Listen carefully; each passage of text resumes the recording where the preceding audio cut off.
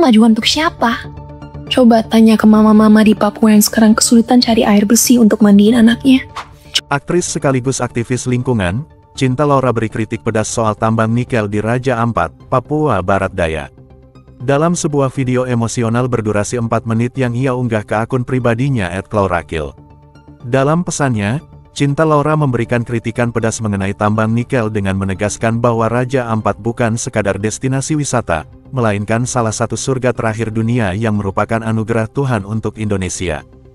Ia mengungkapkan kekhawatirannya terhadap dampak ekologis dari aktivitas tambang nikel, termasuk deforestasi, pencemaran air, dan rusaknya terumbu karang.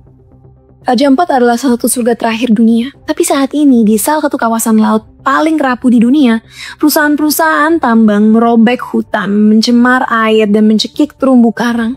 Semua demi nikel untuk menggerakkan mobil listrik. Katanya ini kemajuan. Tapi kemajuan untuk siapa? Tak hanya lingkungan, masyarakat lokal juga menjadi korban dari aktivitas tambang. Dalam videonya, Cinta Laura beri kritik pedas soal tambang nikel dengan mempertanyakan nilai kemajuan yang kerap jadi alasan bagi pihak tertentu untuk membenarkan eksploitasi alam. Menurut Cinta, masyarakat Papua hidup dengan kearifan lokal yang menghormati tanah, hutan, dan laut.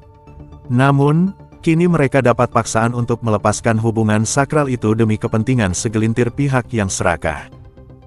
Cinta menekankan bahwa masalah ini bukan sekadar persoalan regulasi atau kebijakan, melainkan kegagalan hati nurani. Ia mengangkat konsep moral disengagemen atau pelepasan tanggung jawab moral yang dilakukan oleh para pelaku eksploitasi.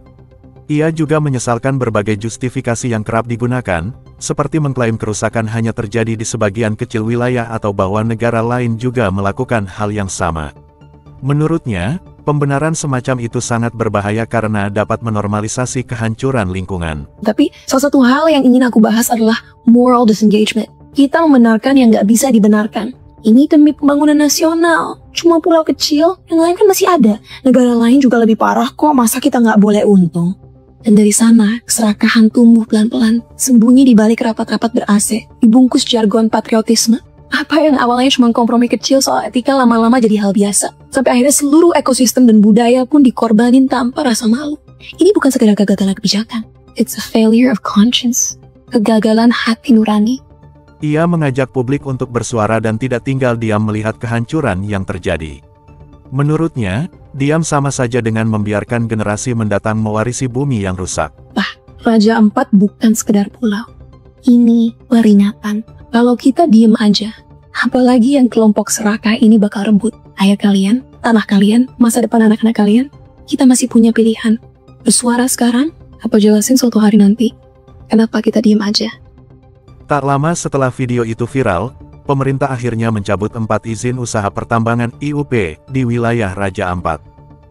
Meski begitu, perjuangan masih panjang karena masih ada perusahaan tambang aktif yang beroperasi di wilayah sensitif tersebut.